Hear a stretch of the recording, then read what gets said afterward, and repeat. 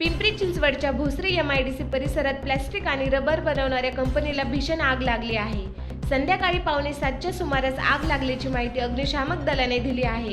आगीवर नियंत्रण मिळवण्यासाठी पिंपरी चिंचवड शहरातील सर्व अग्निशामक दलाची वाहने घटनास्थळी दाखल झाली आहेत। 70% आग विझवण्यात अग्निशामक दलाला यश आले आहे। भोसरी MIDC मध्ये रबर आणि प्लास्टिक बनवणाऱ्या कंपनीला भीषण आग लागली आहे। घटनास्थळी अग्निशामक दल पोहोचला आहे। आगीवर नियंत्रण मिळवण्याचे शर्थीचे प्रयत्न सुरू आहेत। 70% आग विझवल्याची माहिती अग्निशामक दलाने दिली आहे। आगीने रौद्ररूप धारण केलं असल्याने उर्वरित 30% आग विझवण्यात अडथळा येत आहे, अशी माहिती अग्निशामक दलाकडून देण्यात आली आहे। काही किलोमीटर अंतरावरून धुरांची लोट आणि आगीच्या ज्वाळा दिसत होत्या। अद्याप आगीचे कारण अस्पष्ट आहे। सुदैवाने आता कुठलीही जीवितहानी झाली नाही, मात्र नुकसान झाल्याचं पाहायला मिळत आहे।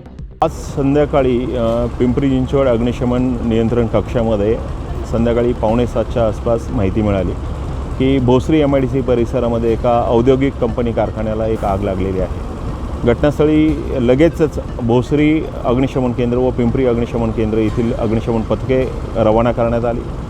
घटनास्थळी प्रथम पाहणी केल्यानंतर निष्कर्ष असा प्राप्त झाला की आग मोठ्या प्रमाणात आहे। त्या अनुषंगाने माहिती दिल्यानंतर अन्य मनपाचे अन्य उपअग्निशमन केंद्रांचे व मुख्य अग्निशमन केंद्रांची सर्व वाहनं या ठिकाणी पाचारण करण्यात आली।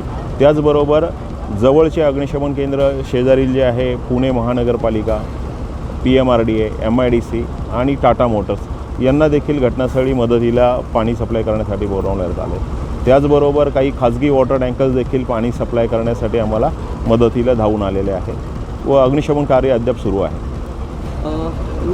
नाही, आगीचं कारण स्पष्ट झालेलं नाही, कारण कंपनी ज्यावेळेस म्हणजे आग लागली त्यावेळेस कंपनीच्या प्रवेशद्वारावर फक्त सिक्युरिटी गार्ड होते, अन्य कोणी कंपनीमध्ये नव्हते। कंपनी बंद असल्याचा प्राथमिक अंदाज आहे, त्यामुळे प्राथमिक कारण जे आहे ते अद्याप समजलेलं नाही आहे मूळ आगीचं कारण। अजून किती कालावधी लागू शकतो? आग नियंत्रणात आहे, आगीवरती नियंत्रण मिळवलेलं आहे।